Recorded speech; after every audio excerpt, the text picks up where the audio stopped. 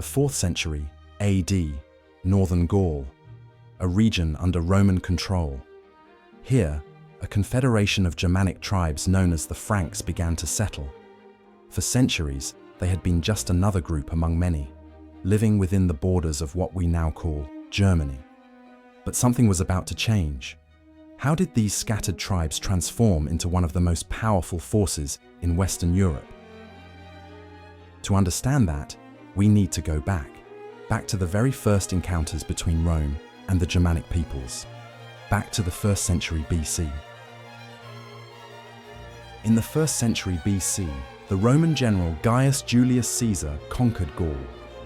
From that moment on, the Rhine River became more than just water. It became a border, a frontier between two worlds. For centuries, Rome struggled to control what lay beyond that river. The Franks were one of many tribes living on the other side, and like the others, they clashed with Rome, again and again. But by the 4th century, something shifted. In the year 358, one branch of the Franks, the Salian Franks, made a deal with Rome. They formed an alliance. In return, they were allowed to settle in the Roman province of Belgica Secunda. There, they built a kingdom. Its center, the city of Tournai. Their promise, to fight for Rome whenever called upon. For a time, the arrangement held. About a century later, a child was born. His name would echo through history, Clovis. He would take the Franks from a collection of loosely organized tribes and forge them into a major power. He would lay the very foundations of modern France. But who was he? Clovis was born around 466 AD. His father, Childeric, was king of the Salian Franks. In the early years, Childeric worked to maintain the alliance with Rome. He kept the peace, but the world was changing. By 472, the Burgundians and Visigoths had seized Roman territories in Gaul. 4 years later, in 476, the unthinkable happened. The last Western Roman emperor, Romulus Augustulus, was overthrown by a Germanic commander named Flavius Odoacer. The Western Roman Empire had fallen. 5 years after that, in 481, Childeric died. The throne passed to his son. Clovis was just 15 years old. Rome was gone. A power vacuum had opened across Gaul, and Clovis saw opportunity. But he was still a boy. At 15, he had to prove himself, first to his own nobles, then to his people. For 5 years, he focused on consolidating power, strengthening alliances, preparing. By 486, he was ready. His target, the kingdom to the south. The ruler of this kingdom was a man named Syagrius. His father, Aegidius, had been the Roman governor of Gaul. In 461, as Rome's grip weakened, Aegidius declared independence. When he died in 464, his son took over. By now, Clovis had gained influence among the Franks, but defeating Syagrius alone would be difficult. He needed allies. He reached out to 2 Frankish kings. Both were relatives. Ragnachar of Cambrai agreed to help. Chararic of Tongeren refused. He wasn't sure the war could be won. It didn't matter. Clovis marched anyway. In 486, the Frankish forces met Syagrius near the city of Soissons. The battle was brutal. Both sides suffered heavy losses. But in the end, the Franks held the field. Syagrius fled. He ran to Alaric, king of the Visigoths, hoping for protection. But Alaric wanted no part of this conflict. Instead of offering sanctuary, he imprisoned Syagrius. Then he handed him over to Clovis. Clovis had him executed. With Syagrius dead, Clovis seized his lands, including the city of Paris. The Franks were expanding, and Clovis was just getting started. To secure his new territories, Clovis needed stronger ties. In 493, he married Clotilde, niece of the Burgundian king, Gundobad. But there was one major difference between them. Clotilde was a devout Catholic Christian. Clovis was still a pagan. When their first son, Ingoma, was born, Clotilde insisted he be baptized. Clovis reluctantly agreed. The child was baptized. Days later, he fell ill, and then he died. Clovis was convinced the baptism had killed him. When their second son, Clodomir, was born, Clotilde pressed again for baptism. After much resistance, Clovis gave in. Clodomir was baptized. He also became sick, but this time, the child survived. Throughout all of this, Clotilde never stopped urging her husband to embrace Christianity. Slowly, her words began to reach him. Clovis's full conversion would come only after war. The Alemanni, a confederation of Germanic tribes, had been raiding the lands of the Ripuarian Franks, ruled by King Sigebert. The attacks were escalating. In 496, the Alemanni launched a massive assault. Sigebert called for help. Clovis answered. He raised an army and marched to meet the Alemanni at the Battle of Tolbiac. The fighting was fierce. According to the historian Gregory of Tours, the Franks were losing. Badly. Clovis faced desperation. Defeat seemed certain. And then, in that moment, he did something he had never done before. He prayed, not to his old gods, but to the God his wife had told him about, to Jesus Christ. What happened next, the Franks would call a miracle. The tide of battle turned. The Alemanni king was killed. His warriors surrendered. Clovis believed his prayer had been answered. A few months later, on Christmas Day, 496, Clovis was baptized in the Rhine River. 3,000 of his soldiers were baptized alongside him. Gregory's account sounds almost romantic. A desperate king, a prayer, a miracle. But modern historians see it differently. Some say it was his wife's influence. Others argue it was pure strategy. By becoming Christian, Clovis aligned himself with powerful Christian states. He strengthened his position against pagan rivals. During the war with the Alemanni, he had needed that support. And converting to Christianity would help him in future conflicts too. Was it faith, or was it politics? We may never know for certain, but the result was the same. Clovis was now a Christian king, and that would change everything. Around the year 500, an opportunity arose. Godjezel, brother of the Burgundian king Gundobad, was planning a rebellion. He wanted the throne, but he couldn't do it alone.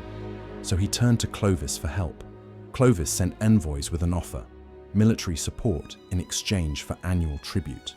Clovis didn't care who sat on the Burgundian throne. He cared about the tribute. He accepted the deal and marched into Burgundy. The armies of Clovis and Godjezel faced Gundobad near the city of Dijon. Outnumbered, Gundobad's forces were crushed. Gundobad retreated to Avignon. Clovis laid siege.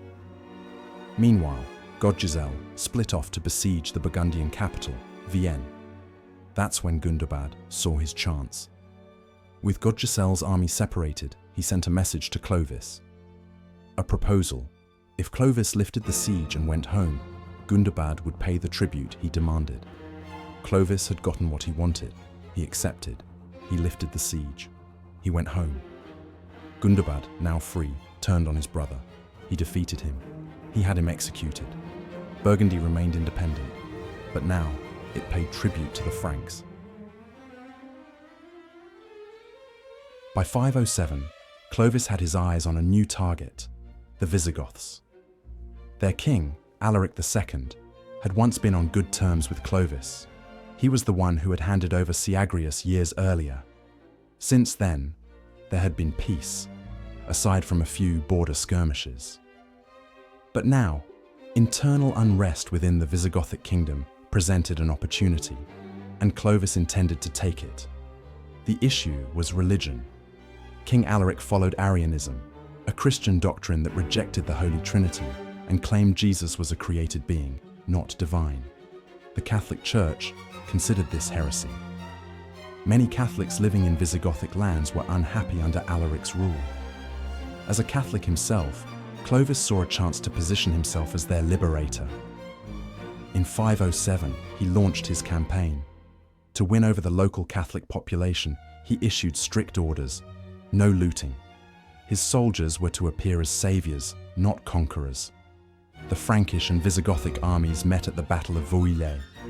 The Visigoths were crushed. King Alaric was killed on the battlefield. With this victory, Clovis seized the lands stretching from the Loire River to the Pyrenees. A massive portion of what is now modern-day France was under his control. But the Franks were still not united. King Sigebert of the Ripuarian Franks ruled independently. So did Clovis's relatives, Ragnachar and Chararic. Clovis knew this was a problem. If his kingdom ever weakened, these rulers could unite against him. He had to act. First, he contacted Cloderic, the son of King Sigebert. He convinced him to murder his own father and seize the throne. Cloderic did it. He hired 2 assassins. They killed Sigebert. Then Cloderic sent word to Clovis, asking him to send men to claim his share of the royal treasury. Clovis sent his soldiers, but they weren't there for treasure. They were there to kill Cloderic. When they arrived, they carried out their orders without hesitation. Afterward, Clovis travelled to the region himself. He expressed shock at the murder of King Sigebert. He claimed he had punished the killer, Cloderic, for his crime. Then he offered protection to the people. With both their king and prince dead, the tribal leaders had no choice. They accepted. Without a single battle, Clovis had absorbed the Ripuarian Franks. Next was Chararic. He was a relative, but he had refused to help Clovis during the war against Syagrius. That disloyalty couldn't be forgotten. Clovis captured Chararic and his son. He locked them in a monastery. Then rumors spread that they were planning to escape, to seek revenge. Clovis didn't take chances. He ordered their execution. Now, only one rival remained, Ragnachar of Cambrai. Ragnachar had supported Clovis in the past, but after Clovis converted to Christianity, many of his pagan soldiers had defected to Ragnachar. That made him dangerous. Clovis had dealt with the weaker rivals first. He saved Ragnachar for last. To undermine him, Clovis secretly sent gifts to Ragnachar's tribal chiefs. Expensive gifts, bribes. The chiefs accepted. They believed Clovis would win. One by one, they switched sides. Ragnachar was defeated in battle, then executed. His lands were absorbed into Clovis's kingdom. At last, all the Franks were united, under one king, Clovis. Before Clovis, the Franks had been warriors under Roman rule. After the fall of Rome, they seized their chance to expand, just like many other Germanic tribes. But under Clovis, they became something more. They defeated rival after rival. They became one of the most powerful forces in Europe. They mixed with the local Celtic population. They adopted Roman culture, and they laid the foundations of what would become France. Clovis's dynasty was named after his grandfather, Merovech. The Merovingian Dynasty ruled the Frankish kingdom from the 5th to the 8th century. Then came another turning point. In the mid-8th century, a new dynasty rose, the Carolingians. Their most famous king was Charlemagne. His empire stretched across much of Europe. It was seen as a new Roman Empire, a Christian Roman Empire.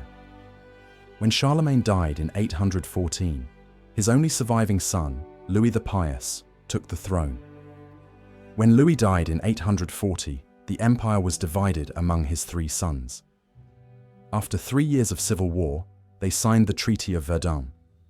The empire was split into 3 regions, territories that would eventually become Germany, France, and Italy. One of Louis's sons, Charles the Bald, received the western portion, the Kingdom of West Francia. In time, that kingdom would come to be known as France.